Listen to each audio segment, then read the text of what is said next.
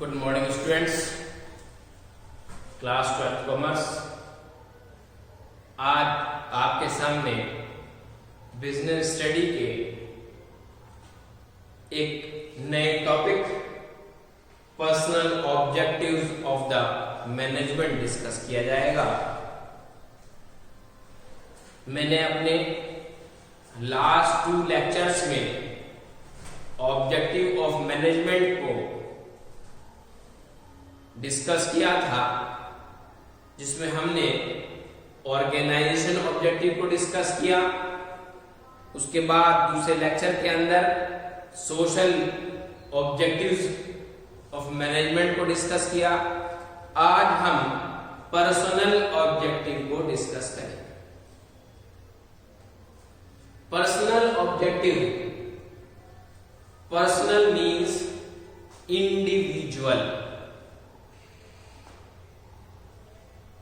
और personal objective जो है वो ऑर्गेनाइजेशनल के एम्प्लॉय से रिलेट है। ऑर्गेनाइजेशन के अंदर जो एम्प्लॉय वर्क करता है वो एक इंडिविजुअल है, वो एक पर्सनल है। और ऑर्गेनाइजेशन के लिए जितनी भी अदर रिसोर्सेज इंपॉर्टेंट हैं, उतना ही एक एम्प्लॉय भी इंपॉर्टेंट है। और ऑर्गेनाइजेशन की यह रिस्पॉन्सिबिलिटी है कि वो अपने एम्प्लॉय की डिमांड्स को फुलफिल करे, उसको मोटिवेट करने के सोर्सेज अवेलेबल कराए, और उसी के साथ साथ एक एम्प्लॉय की रेस्पॉन्सिबिलिटी ये है कि वो अपनी ऑर्गेनाइजेशन के एम को अचीव करने के लिए मैक्सिमम कंट्रीब्यूशन करे। जब ऑर्गेनाइजेशन अपने एम्प्लॉय को मोटिवेट कर रही है फाइनेंशियल सोर्सेज से और नॉन फाइनेंशियल सोर्सेज से, तो वहीं पर एम्प्लॉय की रेस्पॉन्सिबिलिटी है कि वो ऑर्गेनाइजेशन के एम को अचीव करने के लिए अपना 100% दे।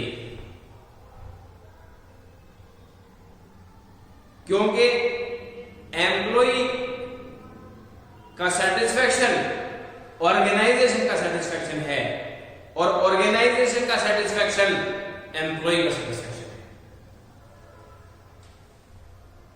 यहां पर आज हम जो पर्सनल ऑब्जेक्टिव हैं, इसे आप ह्यूमन ऑब्जेक्टिव भी कह सकते हैं, इसे आप इंडिविजुअल ऑब्जेक्टिव भी कह सकते हैं, और इसे आप जो नाम आपके सामने दिया गया है पर्सनल ऑब्जेक्टिव भी कह सकते हैं। मैंने आपके सामने पर्सनल ऑब्जेक्टिव के 3 सिनोनिम दिए हैं,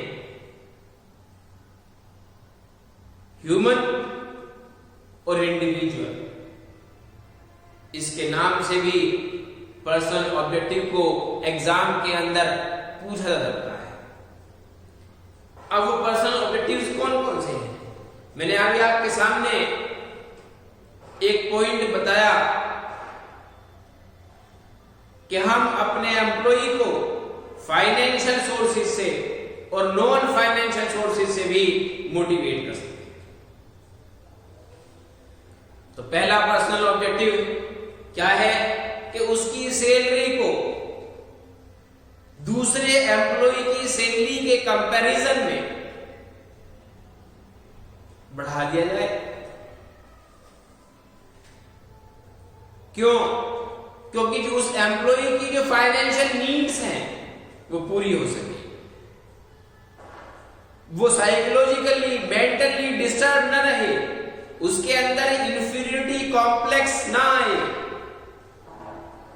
अगर ये चीज उसके अंदर डेवलप हो गई तो उसका एडवर्स इफेक्ट जो है वो आपको प्रोडक्शन की परसेंटेज में देखने के लिए मिल जाएगा। वो परसेंटेज प्रोडक्शन की वो उसकी तरफ से कंट्रीब्यूशन जो है वो क्या हो जाएगा, डिक्रीज हो जाएगा। उसके बाद प्रमोशन दे दी जाए, उसका उसे मोटिवेट करने का एक सोर्स है। उसके पास मैंने अपने लास्ट लेक्चर के अंदर कहा था कि एम्प्लॉय के अंदर दो चीजें होती हैं, एक कैपेबिलिटी होती है, एक कैपेसिटी होती है। कैपेसिटी होना एक अलग चीज है, लेकिन सबसे पहले अंदर एम्प्लॉय के कैपेबिलिटी होनी चाहिए। अगर उस काम के करने की उसके अंदर कैपेबिलिटी नहीं है, कोई नई टेक्नोलॉजी इंट्रोड्यूस हो गई, उस टेक्नोलॉजी के बारे में उसे कोई इंफॉर्मेशन नहीं है, तो ऑर्गेनाइजेशन की रिस्पॉन्सिबिलिटी है कि उस टेक्नोलॉजी के बारे में, उस फ्रेंडली एनवायरनमेंट के बारे में उसे ट्रेनिंग प्रोवाइड कराई जाए और एम्प्लॉय को मोटिवेट किया जाए। उसके साथ साथ कुछ नॉन फाइनेंशियल सोर्सेज भी हैं, जैसे ऑर्गेनाइजेशन के अंदर एक एम्प्लॉय को सेल्फ रेस्पेक्ट दी जाए, जो उसके साथ काम करने वाले कॉलीग्स हैं उसे वो रेस्पेक्ट दें। टॉप लेवल मैनेजमेंट हो, मिडिल लेवल मैनेजमेंट हो, लोअर लेवल मैनेजमेंट हो, वो अपने यहाँ के एम्प्लॉय को इक्वल ट्रीटमेंट दे, उस एम्प्लॉय को, उस लेबर को लेबर न समझे बल्कि पार्ट ऑफ द ऑर्गेनाइजेशन समझे। ये non economic, non financial sources हैं मोटिवेट करने के एम्प्लॉय। उसी के साथ साथ ऑर्गेनाइजेशन की जिम्मेदारी है कि अगर उसके यहां पर कोई एम्प्लॉय वर्क कर रहा है तो उसका हेल्थी होना जरूरी है, उसके हेल्थ का इंश्योरेंस कराया जाए, उसकी मेडिकल ट्रीटमेंट की फैसिलिटी प्रोवाइड की जाए। जितना हेल्थी एम्प्लॉय रहेगा उतना ही ऑर्गेनाइजेशन के एम को अचीव करने के लिए अपना मैक्सिमम कंट्रीब्यूशन देगा। अगर वो हेल्थी नहीं है, अनहेल्थी है, तो प्रॉपर वे के अंदर वर्क नहीं कर सकता। जो आप डिमांड करना चाहते हैं उससे प्रोडक्शन की, जितनी क्वांटिटी की वो उतनी क्वांटिटी प्रोड्यूस नहीं कर पाएगा। क्यों? क्योंकि वो फिजिकली फिट नहीं है। इसलिए ऑर्गेनाइजेशन जो है वो उसे नॉन इकोनॉमिकल सपोर्ट दे, उसकी हेल्थ का इंश्योरेंस कराए, उसे मेडिकल फैसिलिटी प्रोवाइड कराए, उसे ट्रांसपोर्ट फैसिलिटी प्रोवाइड कराए, उसकी जनरेशन की एजुकेशन की रेस्पॉन्सिबिलिटी को फुलफिल करे। ये नॉन फाइनेंशियल सोर्सेज हैं। अपने आगे एम्प्लॉय को, अपने आगे ह्यूमन बीइंग को, अपने आगे इंडिविजुअल पर्सन को क्या करने के? मोटिवेट करने।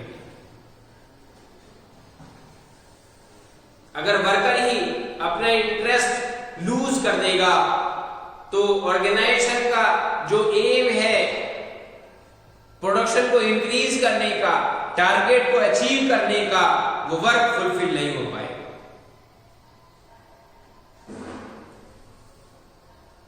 तो मैनेजमेंट ऑर्गेनाइजेशन के अंदर एक ऐसा पार्ट है जो हर लेवल पर ध्यान रखता है। टॉप लेवल मैनेजमेंट जब प्लान पॉलिसी प्रिपेयर करता है, फ्रेमिंग करता है उसकी, तो वो भी इस बात का ध्यान रखता है। उसको मिडिल लेवल मैनेजमेंट पर फॉरवर्ड किया जाता है, वो भी अपने सबऑर्डिनेट्स का केयर करते हैं। और जब middle level management lower level management को वो प्लान पॉलिसी फॉरवर्ड करता है और उसको इंप्लीमेंट कराने के लिए डायरेक्शन देता है, तो लोअर लेवल मैनेजमेंट अपने यहाँ के अपने अंडर सबऑर्डिनेट वर्कर्स को का भी ध्यान रखता है। उनकी एडवाइजेस को एक्सेप्ट किया जाता है और उनके रिक्वेस्ट को भी एक्सेप्ट किया जाता है। तो एम्प्लॉय जो है वो एक बेस है किसी भी ऑर्गेनाइजेशन का। जितने भी टॉप लेवल मैनेजमेंट है, लोअर लेवल मैनेजमेंट और अपर लेवल मैनेजमेंट है, मिडिल लेवल मैनेजमेंट है, ये तीनों लेवल की मैनेजमेंट जो है वो ऑर्गेनाइजेशन के चलाना का काम करती हैं, लेकिन ऑर्गेनाइजेशन को चलाने का काम डायरेक्टली और इनडायरेक्टली वर्कर भी करता है, क्योंकि ये सारी जो लेवल्स ऑफ मैनेजमेंट हैं, ये तीनों लेवल ऑफ मैनेजमेंट अपने वर्कर पर डिपेंड करती है। इसलिए मैनेजमेंट के अंदर पर्सनल ऑब्जेक्टिव का होना मस्ट है। तो मैंने अपने इस थर्ड लेक्चर के अंदर आज आपके सामने ऑब्जेक्टिव्स ऑफ मैनेजमेंट के कॉन्सेप्ट को पूरा कर दिया, कंप्लीट कर दिया। पहला लेक्चर के अंदर हमने ऑर्गेनाइजेशन ऑब्जेक्टिव को डिस्कस किया, सेकंड लेक्चर के अंदर हमने सोशल ऑब्जेक्टिव्स क्या है हमने डिस्कस किया, और आज थर्ड लेक्चर के अंदर हमने पर्सनल ऑब्जेक्टिव, जिसे हम ह्यूमन ऑब्जेक्टिव कहते हैं, इंडिविजुअल ऑब्जेक्टिव कहते हैं, उसको भी हमने आज कंप्लीट किया है। तीनों ऑब्जेक्टिव ऑफ मैनेजमेंट आपके सामने डिस्कस हो चुके हैं। ऑर्गेनाइजेशन ऑब्जेक्टिव्स के अंदर सर्वाइवल है, प्रॉफिट है, ग्रोथ है, ये भी डिस्कस किए जा चुके हैं। सोशल ऑब्जेक्टिव्स के अंदर मैंने आपको 9 और 10 सोशल ऑब्जेक्टिव बताए थे, वो भी डिस्कस किए जा चुके हैं। और आज थर्ड पर्सनल ऑब्जेक्टिव के अंदर हमने अपने ऐसे 4-5 पॉइंट डिस्कस किए हैं जिन्हें हम ह्यूमन ऑब्जेक्टिव कह सकते हैं, पर्सनल ऑब्जेक्टिव कह सकते हैं। और उनको यूज करके, उन सोर्सेज को यूज करके हम एम्प्लॉय को, अपने ह्यूमन बीइंग को, अपने इंडिविजुअल को, उसको मोटिवेट भी कर सकते हैं।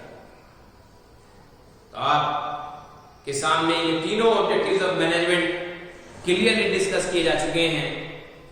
आप इनको कंसंट्रेशन के साथ में सुनिए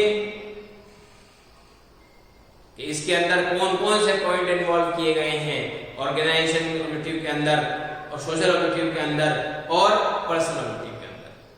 कोई क्वेरी हो आपकी इस ऑब्जेक्टिव ऑफ मैनेजमेंट से रिलेटेड तो आप मुझसे कर सकते हैं। Thank you.